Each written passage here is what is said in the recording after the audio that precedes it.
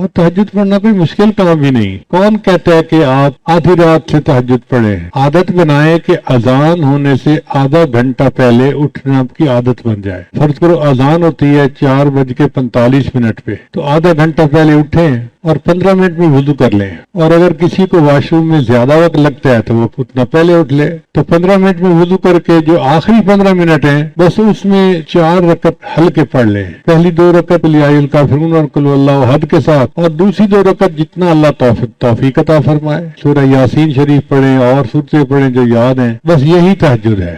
آج کے دور میں جو بندہ یہ عمل کر لے گا تہجد ہو جائے گی. پھر اس کے بعد فجر کا وقت ہو جائے گا تو فجر پڑھیں اور باقی معمولات فجر کے بعد کریں. اگر آپ کہتے ہیں جی نیند پوری نہیں ہوئی تو فجر کے بعد پھر سو جائیں. پہلے دور میں تہجد بین النومین ہوتی تھی اور آج کے دور میں فجر بین النومین ہوتی ہے. لیکن تہجد کی بہرحال پابندی ہونی چاہیے.